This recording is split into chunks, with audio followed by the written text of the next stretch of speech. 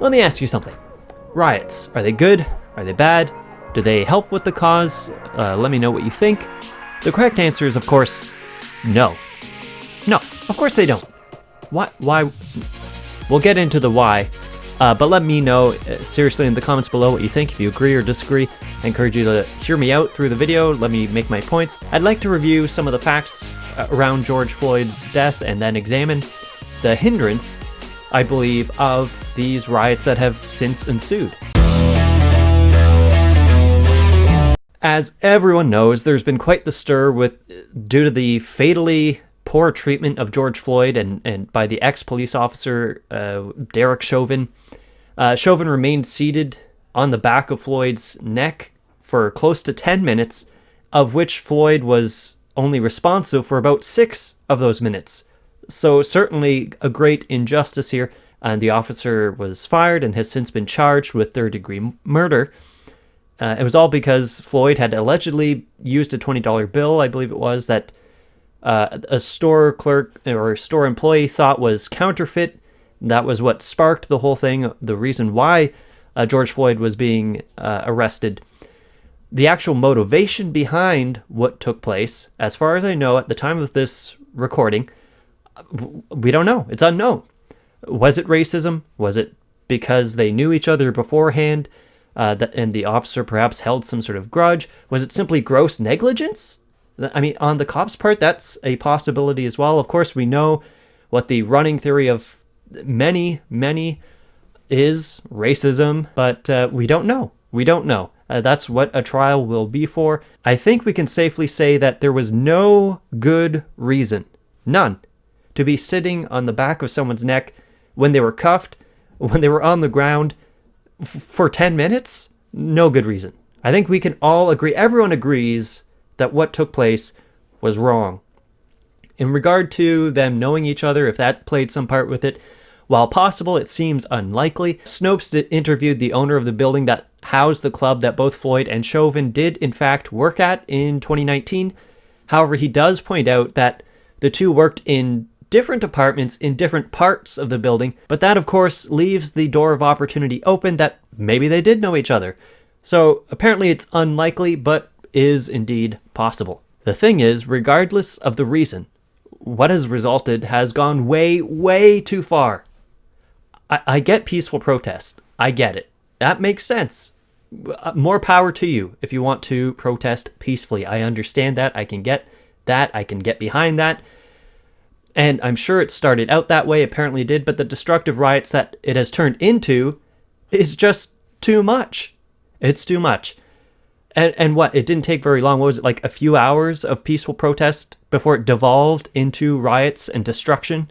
And in fact, the way mainstream media covers it, you'd think for the most part it is peaceful protest, but it has devolved. It has turned into riots, destruction, violence, deaths. Consider this meme. The bottom is an actually peaceful protest, despite these individuals having firearms on them.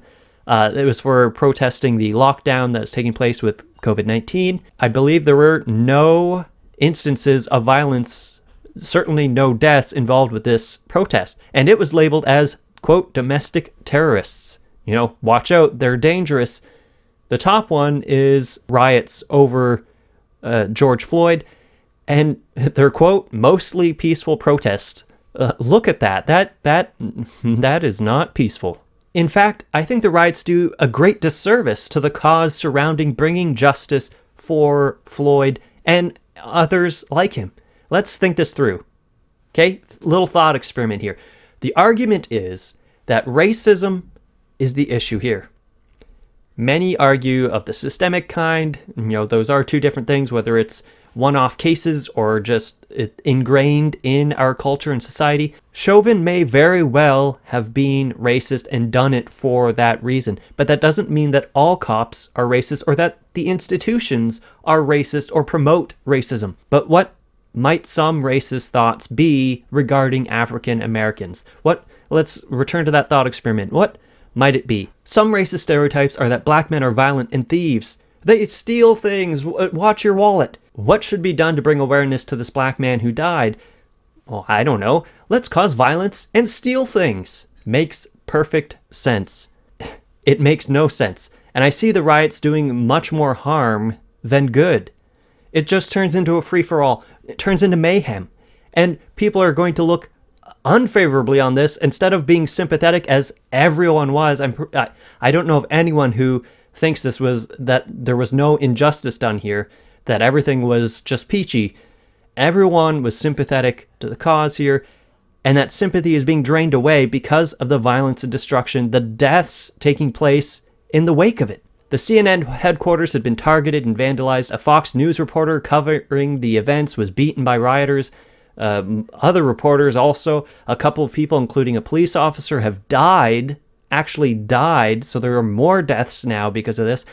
There are horrific videos, which I won't show here, of people being beaten, someone with a MAGA hat running for their lives from a mob, a female cop being dragged away along with another cop by these thugs. Terrorists? Can we call them that? Can we call them terrorists? Terrorism is defined as the unlawful use of violence and intimidation, especially against civilians, in the pursuit of political aims. While definitely some cops have been targets, and one has even died, civilians are also targets in this scenario. These protests have morphed from peaceful protests to destructive riots to violent domestic terrorism.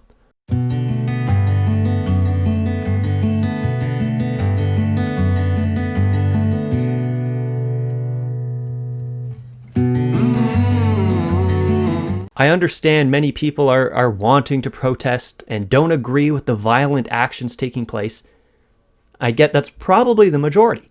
But I think at this point, the perception is being warped. The narrative has shifted, and to stick around runs the risk of associating the peaceful folks with the violent ones. It would be better at this point, I believe, to go home, to stay safe, to promote peace, leave the violent ones out in the open and be captured and dealt with justly. You see, people have shifted the conversation, or at least split the attention, to now be about the destruction and mayhem from the riots rather than the injustice over George Floyd. The tragedy of George Floyd has been co-opted really by violent criminals, or thugs, as President Trump would say. I can't stand back and watch this happen to a great American city, Minneapolis. A total lack of leadership. Either the very weak radical left mayor, Jacob Frey, get his act together and bring the city under control, or I will send in the National Guard and get the job done right. Apparently the other tweet following this of Trump's was too horrible to show by default, as it is quote promoted violence. Of course, it didn't though, depending on how you look at it. It depends if you're a glass half full or half empty sort of person. Positive or negative. It says these thugs are dishonoring the memory of George Floyd, and I won't let that happen. Just spoke to Governor Tim Walz and told him that the military is with him all the way. Any difficulty and we will assume control. But when the looting starts, the shooting starts. Thank you. Now, is that referencing the military doing the shooting or the looters doing the shooting? What logically tends to follow violent riots and looting of property? Well, shooting. Trump's tweet is a warning that if it gets that far, that he'd bring in the military, step in like a referee would. And indeed, shooting has actually already started and resulted in death. But this all goes to show that the focus has moved. And we can see the dangers of large crowds and movements and how they can easily turn violent. It has happened over thousands of years when you get these mobs involved and turns into or devolves into mob rule. Even happening back in biblical times with the religious leaders stirring up the crowds to murder an innocent man in Jesus. Were these crowds stirred up in the various cities in the US? Provoked? I don't know. But there are reports of bricks, large quantities, slabs of bricks, stacks of bricks being dropped off prior to the violent riot outbreaks, which of course were then used in the ensuing violence. That is incredibly curious, incredibly suspicious.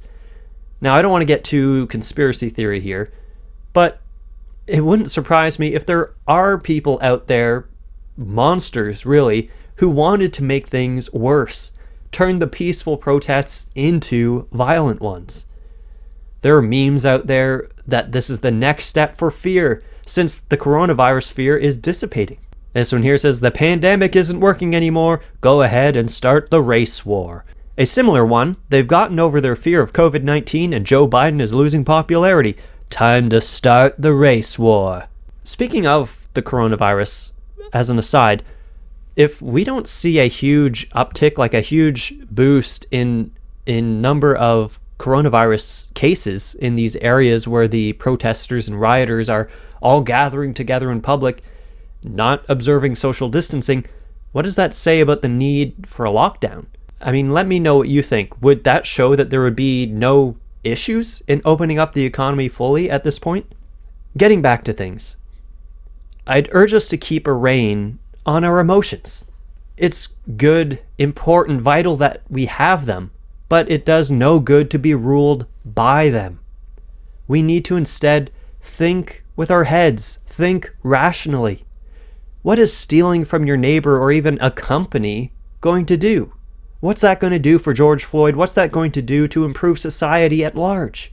In this comic panel, the fellow taking a TV and says, I burned your neighborhood and looted your stores so that you can live in a more just and fair society. You're welcome. Let's remain civil. Calm if we can. Use the wonderful gift of free speech to make our concerns known. Be a good example for others. And let's not be violent towards one another. Let's not promote or provoke violence or any crimes for that matter. At the end of the day, hasn't there already been enough of that? Let's keep our focus on the tragedy that befell George Floyd and his family, not create more tragedy. George Floyd was 46 years old. His family described him as a gentle giant and a coachable kid with a big heart. My thoughts and prayers go out to his family, and unfortunately, more thoughts and prayers must go out to more families that have now lost loved ones due to these protests turned violent riots. We can do better. We can be better together. Is it too good to be true? I want this so much, but don't know if I can trust. Well, this is a little awkward after such a serious topic, so I'll keep it brief. Please, if you don't mind, hit the like button. Hit the subscribe button if you liked what you saw and want to hear more from me. But most importantly, stay safe. Try to keep the peace. Thank you.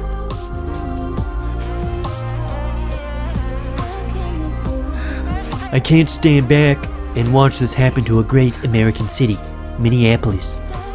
A total lack of leadership. Either the very weak radical left, nah,